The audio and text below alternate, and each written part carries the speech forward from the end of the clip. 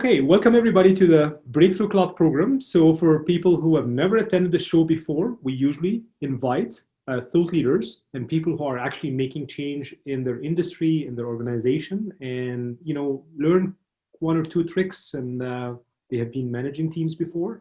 And we ask them a couple of questions about how they're helping their organization grow during volatile time. We also want to learn from them some challenges that they have faced before and things like that. But anyhow, with further ado, I'm excited to introduce Becca today to our interview. So Becca, can you please introduce yourself to the audience and the company you work for? Yeah. Hey, everybody. I'm Becca Gilligan. I am a sales manager in the Solutions Partner Sales program at HubSpot. Awesome. HubSpot, the small company, huh? We heard about. Yeah, super small. No, HubSpot, yeah. If you haven't heard of HubSpot, so we provide several different solutions. So we have a marketing component, marketing automation component, sales tools, service tools, and then at our core, we have a CRM.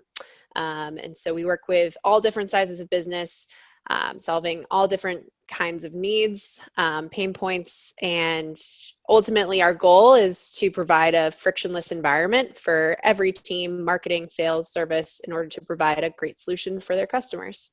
Which is very important right now about especially sales and marketing alignment during the current condition we're in, and everybody's working remotely. We're trying to sell through distance. So either if you're a B2B organization or a B2C organization, that's kind of a critical platform for you to look at. Becca, tell us more about your team. Like you said, how many team members are reporting to you? Yeah, so I manage a group of 9 channel account managers. We call them CAMs internally because channel account manager is a pretty big thing to always say. So the CAM role at its core is an individual contributor role, but it's a little different from a regular direct sales rep role that you might think of on a day-to-day. So the CAM is still tied to a quota, still tied to a month. We work on monthly quotas at HubSpot, so a number that they need to achieve each month. Obviously, a yearly number is probably the most important in order to reach. But the difference and the key difference between a CAM and a direct sales rep is that the CAM's territory, in quotes, is through their partners. So they have a book of partners, and they are expected to close the majority, if not all, of their deals with the partners, Flawless being one of the partners. And so they need to coach, develop, strategize, motivate, do all those different things with a bunch of different partners in order to achieve their goals. And we're proud to be a HubSpot Platinum partner for the last 6 years, and I've been working with a lot of great CAMs through the HubSpot organization and through your team members as well. So those CAMs now, they're reporting to you. There are 9 CAMs, and clearly they have a quota. They have a monthly quota. So how much usually of their number is driven by the partner who are they selling through with, versus maybe sometimes they go out and sell directly themselves? Yeah, it's a good question. I would say ideally it's 100%, right? But that's the ideal world. It definitely depends on the individual. I would say that on a normal month, an average CAM will sell at least 80% through their partners, 20% in order to hit their number.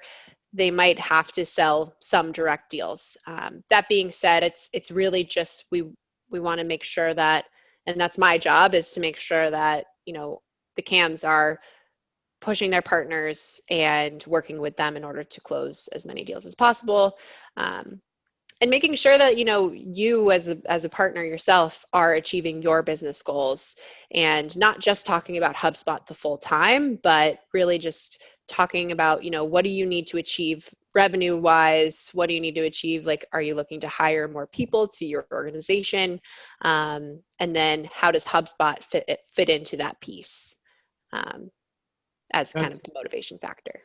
You know what, and that makes perfect sense, especially for organizations that want to grow through channel, which is kind of one of the big things right now. We work with a lot of organizations either in the tech space or in the manufacturing space where they have distribution channels, or maybe a technology company who already have their own core sales team, but now they want to expand worldwide. So they start building franchise models and things like that. So clearly HubSpot, you guys are scaling and you're growing. Congratulations on tremendous growth for the last few years. I think you've been in operation for almost 10, maybe 14 years. Yeah, I think 14, 14. something like that. Maybe the Been a last while. time you've been publicly traded, but before that, from the time Right. things like that, for sure. So of course, I like for all the audience today, I just want to make sure when you guys are kind of listening to the recording, just try to take some of what Becca's saying, because eventually at some point in time, you want to scale up, and sometimes scaling not only by hiring inside sales rep, but actually by building and enabling a channel arm to your organization. So this is I think it's timely, especially for those organizations. Becca, I want to ask you more about how you bring accountability to sales and sales forecasting and sales rhythm. Can you share more with the audience? Yeah, I think that's a huge piece in management, is making sure that you hold your reps accountable for what they're bringing forward. So, and it's hard. It's hard to make sure that every single individual has a clean forecast that they send to you week over week, and that you're mitigating happy years, like talking through deals and really understanding, like, is this a real deal for this month or not? And getting the rep to understand that. So I think what it starts with is level setting expectations with every individual.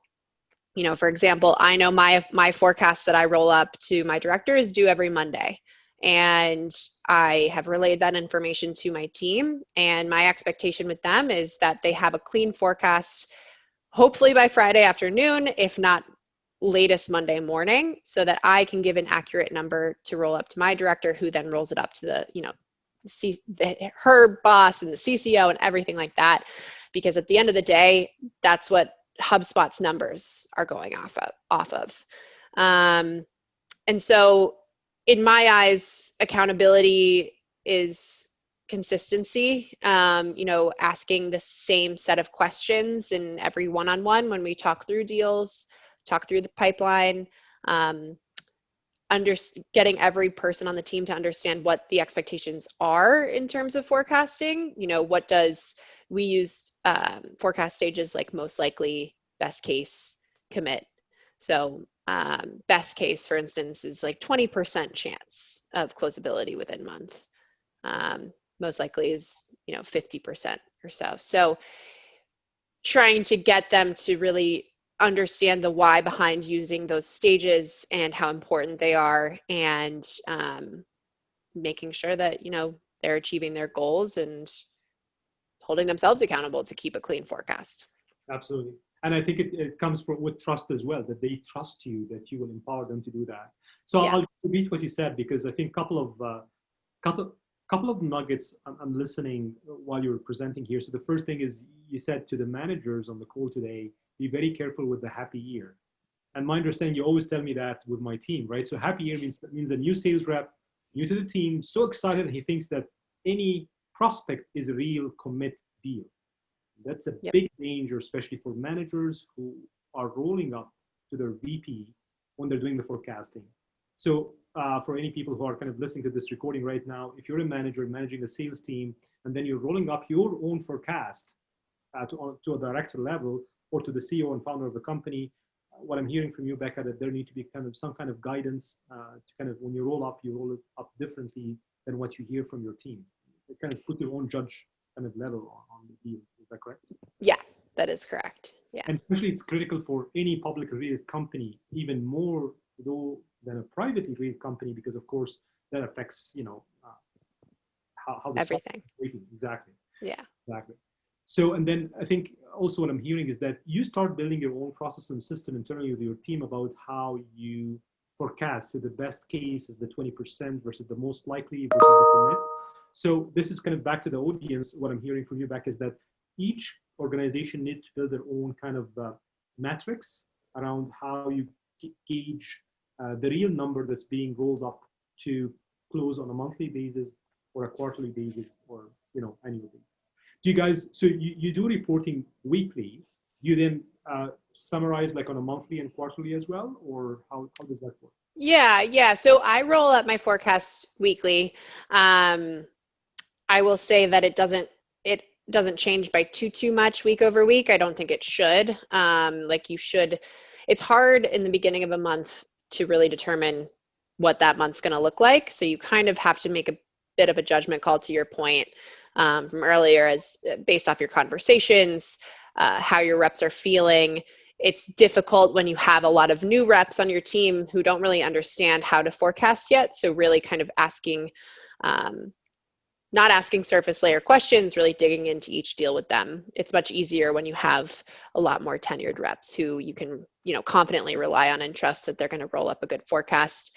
But by the end of the month, you should have a pretty secure, like for instance, this week, I rolled up my forecast today.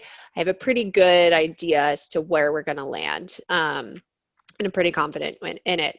So to answer your question, so we do run off kind of a monthly cadence, but quarterly numbers and yearly numbers are definitely like the biggest things, I think, in any sales org to really make sure that we're staying on top of. It's monthly is huge as well. I'm not discrediting monthly. I think it's just a really big motivating factor for reps and managers to continue to like push month over month. But hitting those quarterly targets and yearly targets are definitely huge. Thank you. And another question is, when you're kind of onboarding a new channel account manager, from your experience, how long does it take them to start getting the true rhythm of okay forecasting? I wouldn't say accurately forecasting, but I would say kind of an okay forecasting from your standard. It depends. The tough part of the CAM role, kind of going back to when I was describing it, is that the majority of their pipeline month over month comes from their partners. And so that is another piece that maybe a direct sales rep who kind of has full control over their pipeline, it adds a little bit more complexity to the CAM role. So it might take them a little bit longer, a newer CAM, a little bit longer than maybe a direct rep to get into the forecasting accuracy.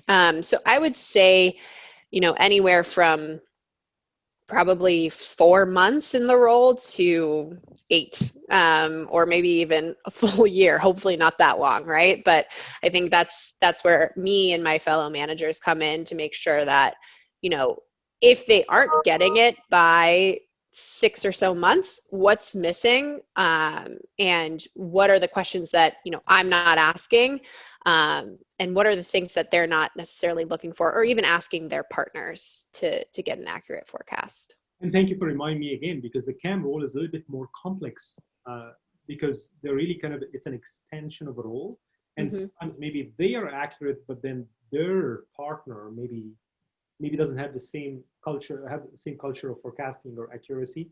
So this might also complicate the process internally with you and the CAM. So totally, that's another point to think of.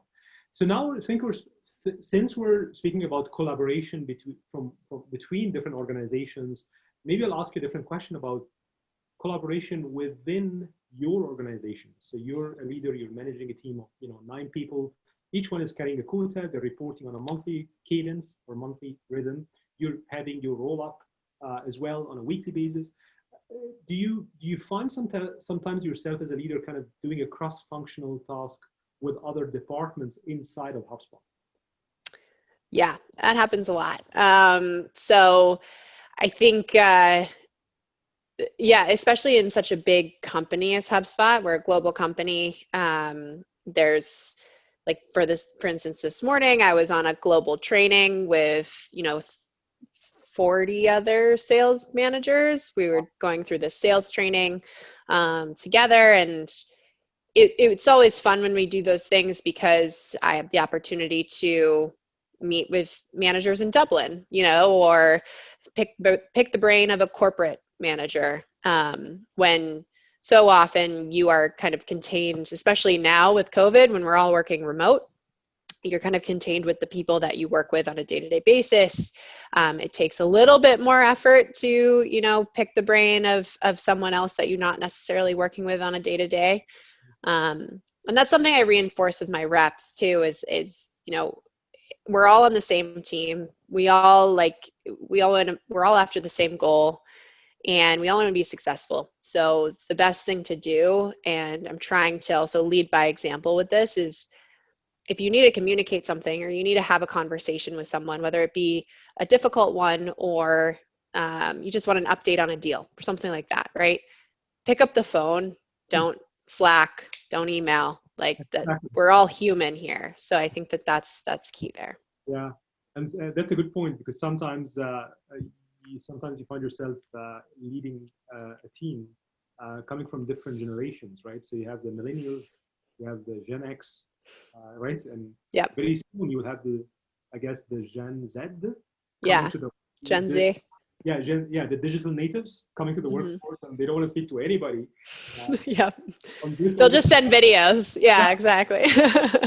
email to you, your legacy. So somehow you need to kind of manage that culture.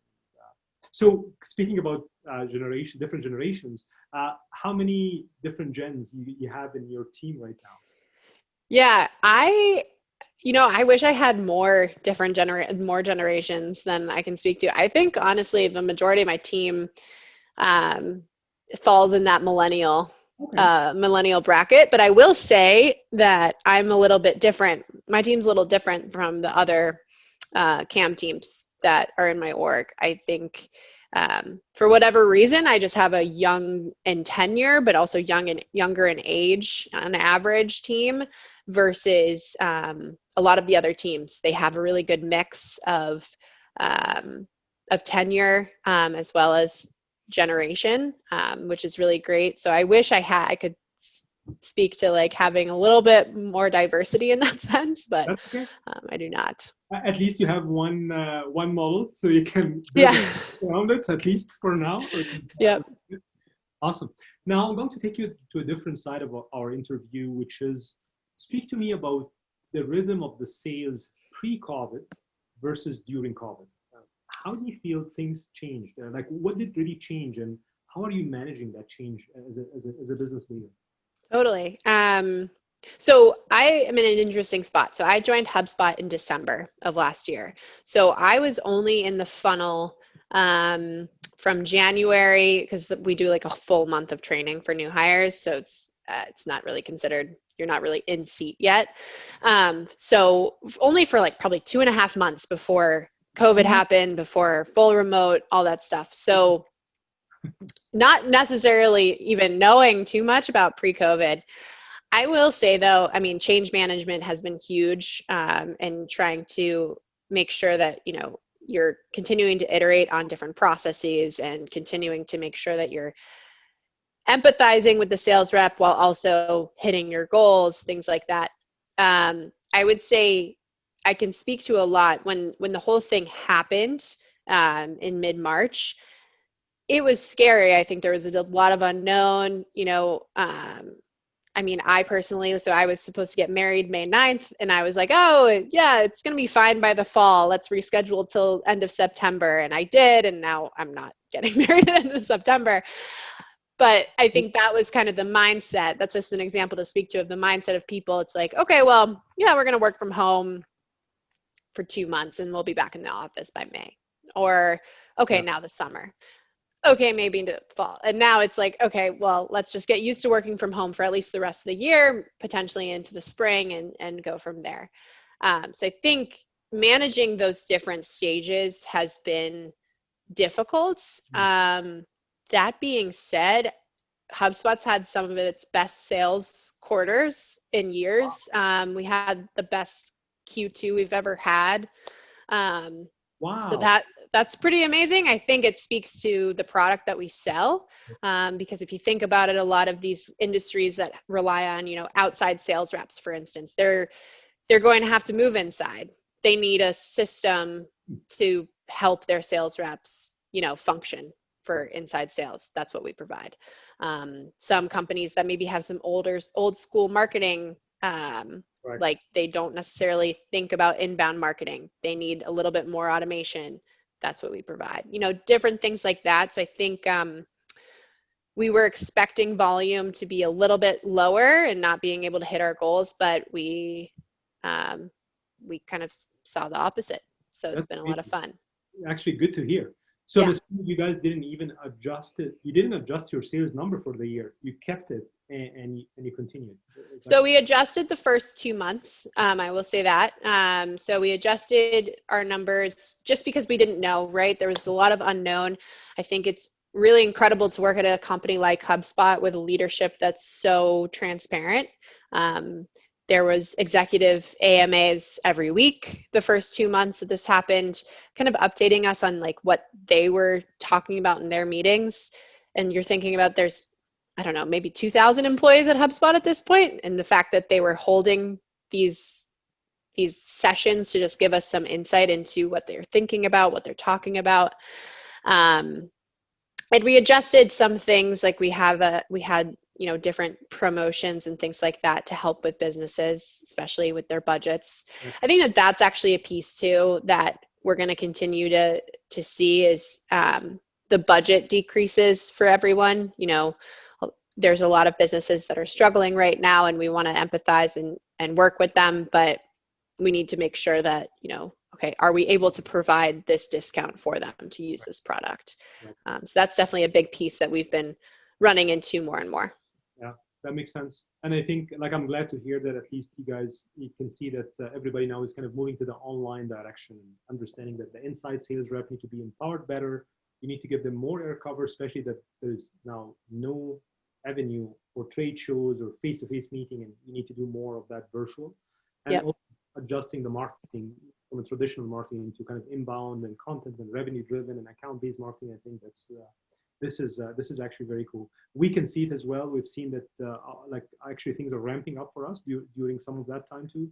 So I can echo some of what you're saying, even though on a smaller scale for Follows Inbound. Versus a large global organization, which is a technology SaaS-based platform like HubSpot. Mm-hmm. So one of my final questions for you is, as a business leader, of course, you always, looking to kind of apply newer approaches, methodology, education, learning, things like that. So I will ask you about any business books or maybe podcasts that you're following that you feel you would like to recommend for the audience and why. Sure. Yeah. So when I first became a manager, I worked, before I joined HubSpot, I worked at a travel software startup. So we provided operational software for tour and activity operators. Really niche industry, really cool. It was a lot of fun. Kind of grew up in that company. And when I first became a manager, didn't really have any training, but I was told to read Ray Dalio's book Principles. And that was a really, really interesting book that I would recommend to any leader. I think like the way that he, hey, the way that he runs his hedge fund is a little different from other people. I think he takes like radical candor to the nth degree, but you can learn a lot of things, and you can take what you think you can employ and leave whatever you disagree with. And I would also say that there's this podcast that I really like. It's called Without Fail. It's by Gimlet Media. Basically, it's just this host, Alex Bloomberg. He interviews successful business leaders, entrepreneurs, but also artists and actors and things like that, and kind of just talk through their failures and how their failures have got them to where they are today. And I always find it super interesting. Like there's an interview with Patty McCord. She's the CTO, Chief Talent Officer for, not tech officer, Chief Talent Officer for Netflix. And she kind of started this whole like changing of how to look at human resources and how to approach firing people, which is a really difficult subject. But it was really interesting to hear that perspective before I let go of my first person a while ago, So that's one I can point to. And then the third thing is Simon Sinek's TED Talk on what makes a good, successful leader. I think that's a really good one too. I love the list. This is amazing. And I'll tell you a funny story. So I was actually reading the book Principle during COVID and stuff like that. And I loved it to the point that I actually went to the YouTube of Ray Dalio, and he was kind of having like a kind of a cartoonish whiteboarding YouTube that explains the principle and the phases. So Oh, I have Jonathan, who's 16 years old, and Natalie is 12, like son and daughter. And so we're kind of watching the videos together, and I was asking them to reflect on the video for them. And so when you just told me about that, I said, wow, that's exactly what I was doing during that's the awesome. this kind of during the time of COVID, which is great. But Very I love cool. the idea that as a leader, you're actually listening to podcasts that speaks about people coming out of failure and stuff like that. Because definitely as a leader, sometimes you will not, some decisions might not be straightforward, and some team members, you need to help them either transition out the organization or maybe help them move to different side of the organization. So it's not an easy role, and I know great leaders always have a lot of scars on the back. So thank you for sharing with me that you're actually kind of looking to that as well. That kind of helps you to become even more of what you are, who you are as a better leader. So thank you for that. I really Yeah, appreciate it. So no my problem. final question to you is, uh, who is your superhero and why? My superhero. Um,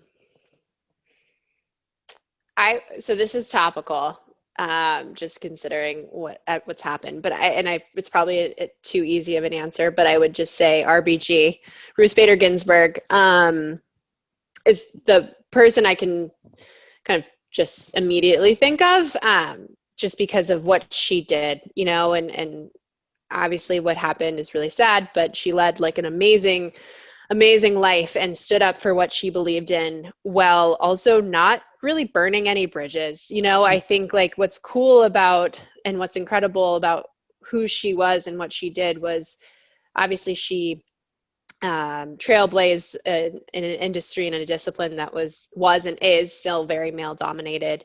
She fought for what she believed in. But she was still friendly with all the people that had like radical differences with her. And she just didn't let that really get in her head. And I think especially in this like tumultuous time, not in the world, not just in politics, it's just something to always consider. Like what she said, fight for the things you care about, but in a way that will lead others to join you. I think that's the quote. So, yeah, I always think about that as kind of a key thing, and hopefully we can do her proud. That's amazing, and it's very inspiring. It's kind of to choose her as a superhero for you, and we all learn from her, I guess, because it's a very complex scenario where you want to lead and bring change, but of course there will be a lot of people that are opposing to that change, especially radical beliefs and things around that. So Yeah. thank you for bringing this here today, and I hope the audience will kind of follow that too and understand her more and her history and what she was able to bring. So that's amazing. Becca, any final uh, advice for the audience today, either personal or from a leadership perspective? Anything you want to leave with the audience today? Yeah, I would just say, especially during, this year has been a really tough one. And I'm always trying to go into every single day with optimism and enthusiasm and energy. And it's hard to do that every day. But do what you can, create a routine, get enough sleep, eat well, exercise if you like to. And then another thing, just from a leadership perspective, that a manager has told me is, I can't be more committed to your success than you are. And that's what I'm trying to continue to instill in the individuals that I manage in my team. And I think that that's a really key thing as a leader. And especially now, it's draining sometimes, the things that you have to do and be a part of, but you also need to make sure that you're standing up for yourself, and you're kind of putting a little bit of responsibility on the individuals as well. It doesn't always have to come from you. Fair enough. I like that. I like that. Teach them how to fish versus fishing for them, and then they start being accountable. And I love that. Yeah. Yeah, thank you so much for the interview today. I think we learned a lot of things from you. First of all, your team, they have a very complex role. They don't control always the deal all the time, so they need to figure out, and you need to coach them to figure out the complex sales process, because they're selling through. So that's kind of the first lesson learned I heard from you today and from the audience. Hopefully we capture that. Also, I learned the concept of coaching your sales team and be very careful as a sales manager about the happy year, especially with newer sales rep, and that they will be excited that all the leads are real deals. And then the concept of, if you're working in a larger organization, there's the concept of rolling up. So they are forecasting to you, you're now rolling up this report to your manager. You're building your monthly cadence, your quarterly cadence, and eventually annual cadence. Also, thank you for sharing, the podcasts, Without Fail, and Ray Dalio, Principal, and Simon Sinek, the tech TED Talk. I think that was great. And just kind of really looking forward to having more future interviews with you. I wish you all the best inside of HubSpot and with your sales team. And hopefully you guys can overachieve your number this year. And we'll see you next year, maybe in a interview, having double your sales team, which is great. Be great. Awesome. Becca, thanks again. Really appreciate your time. Have a great day. Yeah, thank you too. All right. Thank you everybody for watching. Bye for now.